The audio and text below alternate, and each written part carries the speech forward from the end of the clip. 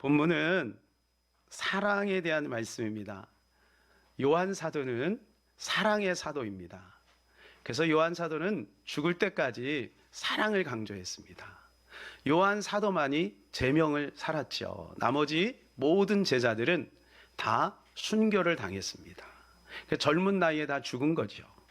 88세에 이르면서까지 그는 설교를 할 때마다 사랑에 대해서 강조를 했어요. 어느 날 사랑에 대해서 시작을 하셨는데 몇 주가 걸쳐서 여러분 사랑하세요, 여러분 사랑하세요, 여러분 사랑하세요, 계속해서 사랑에 대해서 그렇게 강조를 하시는 거예요. 그래서 이야기를 듣던 이제 제자들이 우리 선생님이 지금 나이가 드셔서 똑같은 말을 자꾸 반복하는구나, 이런 생각을 한 거죠. 그래서 찾아갔어요. 선생님, 요즘에 계속 사랑에 대해서만 설교하시는데 왜 그러세요? 그랬더니 이렇게 말씀하셨어요. 예, 저는 여러분들이 사랑할 때까지 사랑에 대해서 설교할 겁니다. 이렇게 이야기를 했다고 합니다. 여러분, 사랑이 얼마나 중요한 가치인가 성경은 우리에게 누누이 강조하고 있습니다. 고린도전서 13장을 보게 되면 사랑장이라고 우리가 구별해서 사랑에 대해서 쭉 말씀을 해주고 있습니다. 그런데 거기에는 똑같은 문구가 반복되는 것을 보게 됩니다. 뭐뭐가 있어도 사랑이 없으면, 산을 옮길 만한 능력이 있어도 사랑이 없으면, 이런 이야기를 해요. 계속해서 반복적으로. 그리고 사랑은 이렇게 계속해서 이야기를 하고 있습니다. 고린도전서 12장 31절은 고린도전서 13장 바로 전에 있는 말씀이죠. 고린도전서 12장은 은사장입니다. 그래서 은사에 대해서 쭉 이야기를 하고 계시고, 마지막에 너희는 더 큰 은사를 사모하라, 그러면서 13장에서 사랑에 대해서 말씀을 해주고 있는 거예요. 그러니까 모든 은사의 꽃은 바로 사랑인 것이죠. 갈라디아에서 보면 9가지 성령의 열매가 소개되고 있습니다. 그런데 거기에 첫 번째 열매가 뭘까요? 제가 아까 말씀드렸잖아요. 사랑입니다. 베드로후서에 보게 되면 우리가 인생을 살아가면서 정말 추구해야 될 덕목들이 8가지가 쭉 소개되고 있어요. 그런데 최고의 덕목이 뭐라고 소개되고 있을까요? 그렇습니다. 사랑입니다. 그리고 그 다음에 뭐라고 말하냐면, 그 사랑하는 자는 신의 성품에 참여한 자가 된다. 여러분, 인간이 어떻게 신의 성품에 참여할 수가 있겠습니까? 신의 성품이 뭐냐 하면 사랑이다. 그런데 하나님은 이 사랑을 그냥 말로만 하지 않고 우리에게 친히 보여주셨어요. 그것이 바로 독생자 예수 그리스도를 우리에게 주신 겁니다. 그러므로 우리는 예수 그리스도를 믿는다면 우리는 하나님으로부터 최고의 사랑의 선물을 받은 자이지요.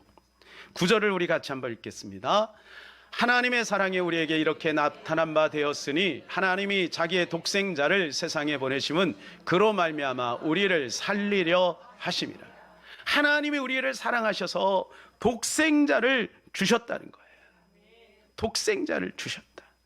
우리는 평생에 걸쳐서 이 사랑을 받고 있는 겁니다. 뿐만 아니라 7절 8절에 이렇게 말씀해 주고 있습니다. 사랑하는 자들아, 우리가 서로 사랑하자. 사랑은 하나님께 속한 것이니 사랑하는 자마다 하나님으로부터 나서 하나님을 알고, 사랑하지 아니하는 자는 하나님을 알지 못하나니 이는 하나님은 사랑이심이라. 하나님을 알려면 사랑해야 된다는 거예요. 사랑해야 하나님을 알 수 있는 거예요. 사랑해야 하나님을 알 수 있는 거예요. 왜냐하면 하나님의 속성 제 첫 번째가 사랑이기 때문에. 그래서 사랑이 잘 안 돼도 우리는 사랑을 포기해서는 아니 될 줄로 믿습니다. 야고보서에 보게 되면 사랑은 최고의 법이라고 말씀했어요. 왜 법이라는 이야기를 했을까요? 여러분, 법은요, 내 마음에 안 내켜도 지켜야 돼요. 만일에 안 지키면 법에 저촉이 돼서 벌금을 물든지 감옥에 가는 거예요. 이렇게 표현한 거예요. 사랑은 법이다. 최고의 법이다. 그러니까 사랑은 해도 되고 안 해도 되는 선택의 문제가 아니라 사랑은 반드시 해야 되는 것이다 라고 말씀해 주고 있는 것입니다. 그런데 우리가 아무리 사랑을 해도 하나님의 사랑을 다 이해할 수가 없어요. 어떻게 우리가 하나님의 사랑을 다 이해할 수가 있겠습니까? 마치 자녀가 부모의 사랑을 다 이해할 수 없는 것처럼 일찍이 이 사랑을 몸소 체험한 사람이 있습니다. 그 사람이 누구냐 하면 아브라함입니다. 아브라함은 이 하나님의 놀라운 사랑을 자기의 모든 삶을 통해서 경험을 했어요. 그 유명한 창세기 22장에 보게 되면 이삭을 바치는 장면이 나옵니다. 하나님이 어느 날 자기 아들 독자 이삭을 나에게 바치라는 거예요. 그것도 번제물로. 번제는 우리가 잘 알듯이 각을 뜨는 겁니다. 칼로 쪼개서 내장을 파고 그리고 다 자르는 거, 뼈마디를 다 잘라서 그래서 드리는 것이 번제예요. 그런데 아브라함에게 그 아들 하나밖에 없는 독자를 하나님께 번제물로 드리라는 거예요. 하나님, 이 아브라함은 너무 기가 막혔어요. 아브라함은 하나님을 사랑합니다. 그러나 그 아들도 사랑합니다. 그러나 믿음으로 결단을 내리죠. 모리아산으로 올라갑니다. 그는 이제 곧 자기가 자기의 손으로 자기 아들을 쳐서 번제물로 드려야 된다는 생각할 때 아마 가슴이 미어졌을 거예요. 왜냐하면 하나님의 명령이기 때문에 아니할 수가 없는 거죠. 드디어 아브라함은 칼을 높이 들고 이삭을 내리치려 하는 순간에 하늘에서 급한 소리가 들렸어요. 창세기 22장 11절 12절입니다. 여호와의 사자가 하늘로부터 그를 불러 이르되 아브라함아 아브라함아 하시는지라. 아브라함이 이르되 내가 여기 있나이다 하매 사자가 이르되 그 아이에게 내 손을 대지 말라. 그에게 아무 일도 하지 말라. 내가 내 아들 내 독자까지도 내게 아끼지 아니하였으니 내가 이제야 내가 하나님을 경외하는 줄을 아노라. 하나님은 이 아브라함 때문에 너무 감동이 된 거예요. 아브라함이 칼로 자기 아들을 내려치려고 하는 것이 진실이었거든요. 그러니까 내가 조금만 지체하면 이 이삭이 죽겠구나. 그래서 하나님이 외친 거예요. 아브라함아 아브라함아 멈춰 멈춰. 이제야 내가 나보다 네 독자 이삭을 사랑하지 않고 나를 더 사랑하는 줄 내가 알았노라.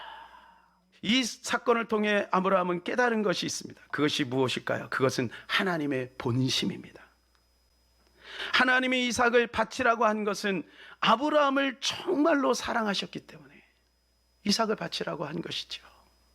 하나님은 이삭을 원하는 것이 아니라 아브라함의 사랑을 확인하고 싶은 것입니다. 아브라함은 이 시험을 잘 통과해서 내가 하나님을 이삭보다 더 사랑하고 있음을 하나님에게 보여드린 거예요.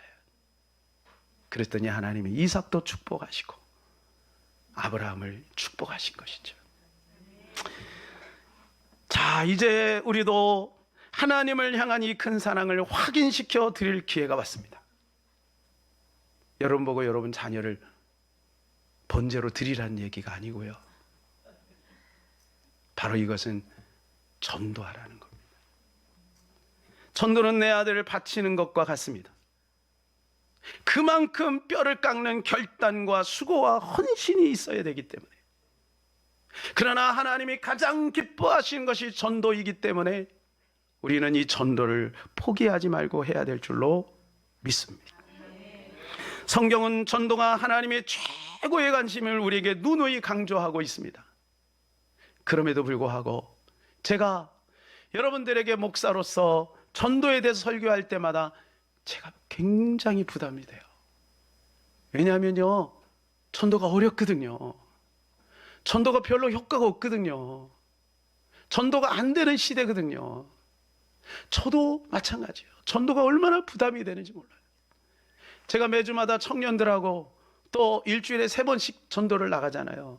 전도를 나갈 때마다 전도가 부담이 돼요. 희한하죠.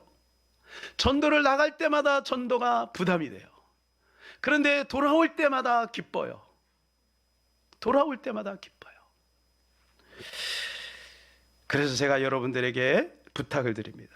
여러분, 절대로 억지로 하지 마세요. 교회에서 요구한다고 마지못해서 하지 마세요. 단 하나님을 사랑한다면 하세요. 하나님을 정말로 사랑하는 사람은 전도를 안 할 수가 없어요. 전도를 잘한다 못한다 이거는 나중 문제예요. 학생이 공부를 잘한다 못한다 이건 나중 문제예요. 직장생활을 잘한다 못한다 이건 나중 문제예요. 해야지요. 사람이라면 해야지요. 성도라면, 하나님의 자녀라면 하나님이 그렇게 원하시는 거, 예수님이 오신 목적이 거기에 있기 때문에, 그래서 우리는 전도를 포기해서는 아니 될 줄로 믿습니다.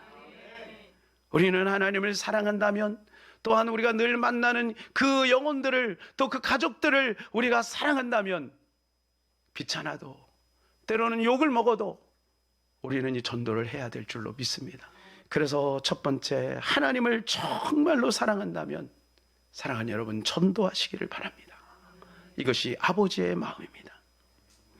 전도를 안 하면서 하나님을 사랑할 수 있잖아요, 이렇게 생각하는 사람이 혹 있겠습니다.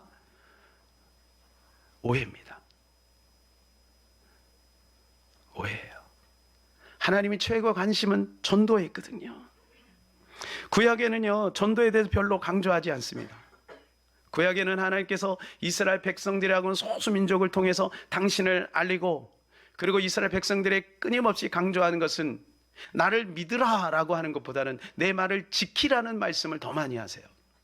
그리고 구원의 그 특권을 이스라엘 백성들에게 국한시키는 것을 보게 돼요. 그러나 신약에 와서는 완전히 달라졌습니다. 예수가 오신 이후에는 완전히 상황이 달라졌어요. 여러분, 요한복음 3장 18절에 이렇게 말씀을 해주고 있어요. 그를 믿는다는 심판을 받지 아니하는 것이요 믿지 아니하는 자는 하나님의 독생자의 이름을 믿지 아니하므로 벌써 심판을 받은 것이니라. 왜 그러냐면 예수님이 온 세상이 다 알 만큼 십자가를 지셨거든요. 예수님이 십자가 지신 거 모르는 사람이 있으세요? 세상 사람들도 다 압니다. 조금만 확인해 보려고 하면 예수님이 내 죄 때문에 십자가에 죽으셨다는 사실을 다 알아요. 양심이 알아요. 예수님 믿어야 된다는 거 다 알아요. 근데 바빠서 돈 때문에 이런저런 핑계 때문에 못 나오는 것뿐이지. 그들은 다 알아요. 예수님이 인류의 죄 때문에 십자가에 죽으셨다는 거 다 알아요. 공식적으로 선언이 돼버렸어요. 그러니까 이제는 핑계치 못해요. 그래서 예수님을 믿지 않는 사람은 이미 심판에 이르렀다는 거예요. 여러분, 우리가 그들에게 어떻게 복음을 전할 그들을 어떻게 구원할 수 있겠습니까? 바로 로마서 10장 4절에서 5절에 이렇게 말씀해요. 그런즉 그들이 믿지 않은 일을 어찌 부르리요? 듣지도 못한 일을 어찌 믿으리요? 전파하는 자가 없이 어찌 들으리요? 보내심을 받지 아니하였으면 어찌 전파하리요? 기록된 바 아름답도다 좋은 소식을 전하는 자들의 발이요 함과 같으니라. 저절로 구원에 이르는 것이 아니라 누군가가 복음을 전해야만 그들이 복음을 받고 구원을 받게 된다는 거예요. 저도 어릴 때 누군가가 저에게 복음을 전했기 때문에 제가 목사가 된 겁니다. 만일 제가 예수님에 대한 이야기를 전혀 듣지 못했다면 저는 예수님 믿지도 않았고 당연히 목사도 되지 않았을 거예요. 알고 나니까 인생이 어디서 와서 어디로 가는지를 알게 되었고, 그분을 만나고 나니까 최고의 가치가 복음이라는 걸 아는 거죠. 여러분들도 아마 누군가에게 복음을 들었기 때문에 이 자리에 나와 있을 겁니다. 그렇다면 우리가 복음을 전해야 되죠. 전파하는 자가 없이 어찌 들으리요? 그래서 선교사가 가는 겁니다. 언더우드와 아펜젤러가 여러분 20대 초반에 이 땅에 와서 그 캄캄한 조선 땅에 그 불모지에 그 가난한 백성들에게 복음을 증거한 거예요. 그래서 우리가 오늘 이 복음을 받고 이 자리에서 하나님 앞에 마음 놓고 예배할 수 있는 복이 임하게 된 겁니다. 만약 우리가 복음을 전하지 않았는데도 복음이 증거된다면 예수님이 뭐로 전도하셨겠습니까? 마가복음 1장 38절입니다. 이르시되 우리가 다른 가까운 말들로 가자. 거기서도 전도하리니 내가 이를 위하여 왔노라. 하나님의 능력이 많은데 뭐로 전도 다닙니까? 예수님이 예루살렘으로 갔다가 저 위에 갈릴리에 갔다가 또 내려왔다가 산에서 들에서 바다에서 강에서 예수님이 뭐 그렇게 바쁘게 다니면서 복음을 전했겠어요? 뭐로 십자가를 지겠어요? 하나님의 능력이 많은데 십자가 안 져도 되지. 전하는 자가 없는데 어떻게 듣겠습니까? 전해야 복음을 받게 되어 있는 것이지요. 요한복음 3장 17절 하나님이 그 아들을 세상에 보내신 것은 세상을 심판하려 하시함이요 저로 말미암아 세상이 구원을 받게 하려 하심이라. 그래서 예수님은요 비유를 드실 때마다 굉장히 좀 극단적인 비유를 드는 거예요. 이 극단적인 비유는 뭐냐면 애타는 마음인데 짧은 그 비유를 통해서 뭔가를 설명하고 싶은 거예요. 길 잃은 양 여러분 보세요. 한 마리 양을 위해서 99마리를 두고 한 마리 양을 찾아가는 거예요. 길 잃은 둘째 아들, 첫째 아들은 집에 있잖아요. 얼마나 성실해요. 그런데 길 잃은 그 아들 때문에, 밖에 있는 그 아들 때문에 이제나 저제나 언덕 위에 올라가서 기다리는 거예요. 이 아들 언제 오나. 부자와 나사로의 비유를 보세요. 부자와 나사로. 부자는 얼마나 잘 살았어요. 날마다, 혹시 여러분 날마다 잔치하는 사람 있어요? 이 부자는 얼마나 돈이 많은지 날마다 동네 사람들을 다 초청해갖고 잔치를 여는 거예요. 그 정도로 부자예요. 근데 이 거지 나서는 얼마나 가난한지 먹을 게 없어서 그 부자의 집 대문 앞에 앉아가고, 개가 친구야. 개도 자기를 무시해. 예? 개가 그쵸? 근데 거기서 구걸하면서 먹는 거예요. 그런데요 한 사람은 천국에 가고 한 사람은 지옥에 갔어요. 부자는 이름이 없고 거지는 이름이 있어. 그러니까 하나님이 기억하는 사람이 누구예요? 예수 믿는 사람. 거지를 기억하는 게 아니라 예수 믿는 사람을 기억하는 거예요. 이런 극단적인 이야기를 굉장히 많이. 왜 그럴까요? 너무 안타까운 거예요. 예수님은 아는 거예요. 하늘에서 오셨으니까 앞으로 인생들이 죽으면 어디로 가야 될지를 아는 거예요. 그러니까 너희 지옥에 오면 안 돼. 너희 가족도 지옥에 오면 안 돼. 예수님이 하소연하는 거예요. 그래서 예수님이 이렇게 극단적인 비유를 드시는 거예요. 주님 마지막에 하늘로 올라가시면서 제자들에게 이렇게 부탁합니다. 그러므로 너희는 가서 모든 민족을 제자로 삼아 아버지와 아들과 성령의 이름으로 세례를 베풀어라. 이게 예수님의 마지막 하소연이에요. 우리가 잘 알듯이요, 부모님이 유언한 것은요 인생에 가장 하고 싶은 말 아니겠어요? 예수님 마지막 순간에 우리에게 유언으로 남기신 거예요. 마지막 부탁이에요. 얘들아, 너희는 온 세상에 흩어져서 복음을 전파해라. 복음을 전파해라. 사랑하는 여러분, 전도는 교회 프로그램 중에 하나가 아닙니다. 전도는 은사가 있는 어떤 사람의 전유물이 아닙니다. 전도는 교회의 존재의 이유고 예수님이 오신 이유인 것입니다. 두 번째로, 정말로 그들을 사랑한다면 우리는 전도해야 될 줄로 믿습니다. 이것이 아버지의 마음입니다. 우리 11절을 같이 한번 읽겠습니다. 사랑하는 자들아, 하나님이 이같이 우리를 사랑하셨은즉 우리도 서로 사랑하는 것이 마땅하도다. 주님이 이렇게 말씀하는 거예요. 사랑하는 자들아, 내가 너희를 사랑했지? 그러니까 너희도 서로 사랑해야 돼. 이렇게 말씀하시. 그런데 10절에 무슨 말씀하시냐 하면 예수님이 화목제물이 되었다라는 말씀하세요. 그러니까 예수님이 왜 너희를 사랑했는지 아니? 그 사랑의 정신을 가지고 사랑해라. 무슨 말인가요? 우리가 부모님에게 추석 선물 좋은 거 드릴 수도 있어요. 추석 선물. 그죠? 우리 친구들에게 오랜만에 만나면 맛있는 거 먹으면 카페에서 이야기하면서 같이 오손도손 행복하게 위로하면서 지낼 수도 있어요. 그러나 그들에게 진짜 필요한 것이 뭔지 아니? 복음이야. 그들에게 진짜 필요한 것은 복음이야, 복음. 14절에 15절입니다. 아버지가 아들을 세상에 구주로 보내신 것을 우리가 보았고 또 증언하노니 누구든지 예수를 하나님의 아들이라 시인하면 하나님이 그의 안에 거하시고 그도 하나님 안에 거하느니라. 우리가 보았다는 거예요. 누구를요? 사도 요한이 지금 얘기하는 거야. 너희는 못 봤지만 나는 봤어. 3년 동안 예수님을 따라다녔어. 그리고 증언하지 않았니? 누구든지 예수를 아들로, 하나님의 아들을, 예수를 하나님의 아들이, 그러니까 구주로 모시면 하나님이 그의 안에 들어가는 거예요. 우리가 줄 수 있는 많은 것들이 있지만 우리는 그들에게 진짜 중요한 것을 줘야 합니다.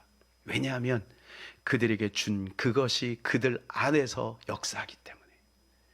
예수를 주면 예수가 그 안에서 예수님이 그들을 보호하시는 거예요. 그렇기 때문에 그들을 예수님을 줘야 되는 거예요. 사랑하는 여러분, 만약 우리가 그들에게 복음을 증거하지 않으면 성경은 말합니다. 그들은 마귀의 자녀라고. 요한복음 8장 44절에 너희는 마귀에게서 났으니 마귀의 자녀라 이렇게 말합니다.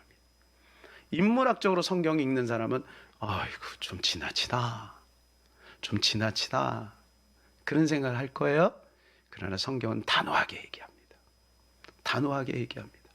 예수 믿지 않는 사람은 마귀의 자녀다. 요한일서 3장 10절에 이렇게 말씀합니다. 이러므로 하나님의 자녀들과 마귀의 자녀들이 드러나나니 무릇 의를 행하지 아니하는 자나 또는 그 형제를 사랑하지 아니하는 자는 하나님께 속하지 아니하니라. 하나님의 자녀와 마귀의 자녀가 드러나는 날이 있다. 드러나는, 같이 한 입을 덮고 사는데도요, 나중에 어떻게 돼요? 마태복음의 24장에 보니까 주님 오시면 한 사람은 올라가고 한 사람은 남는데요. 여러분, 주님 오실 때는 남지만 백보자 심판에도 백보자 심판받고 그러고 나서 이들은 영원한 지옥에 가는 거예요. 함께 한솥밥에 날마다 같이 밥을 먹어요. TV를 같이 봐요. 그런데요, 한 사람은 구원받고 한 사람은 멸망당하는 거예요. 우리가 친구들을 만나서 함께 영화도 보고 또 뭐 맛있는 음식도 먹지만 나는 하나님의 자녀고 예수 믿지 않는다면 그들은 마귀의 자녀인 거예요. 그러니까 우리가 복음을 전해야 되는 것이죠. 오늘 우리는 태신자 작정을 하였습니다. 이거는 태신자 운동이 아니에요. 이건 전도 운동이 아니에요. 이거는 사람을 살리는 운동이에요. 이거는 생명을 주는 운동인 것입니다. 그러니까 잘 되든 안 되든 우리는 지속해야죠. 듣든지 아니 듣든지, 때를 얻든지 못 얻든지 우리는 이 복음을 전파해야 될 줄로 믿습니다. 사랑하는 여러분, 주님의 사랑을 우리가 알고 있다면 우리는 주님이 기뻐하는 전도를 해야 될 줄로 믿습니다. 결론입니다. 아버지의 마음은 사랑하는 것입니다. 사랑하는 것. 이미 하나님이 우리를 사랑하셨기에 우리도 사랑해야 합니다. 그 사랑은 전도로 표현됨을 믿습니다. 정말로 우리가 하나님을 사랑한다면, 또한 우리가 그 영혼들을 정말로 사랑한다면 우리는 전도해야 될 줄로 믿습니다.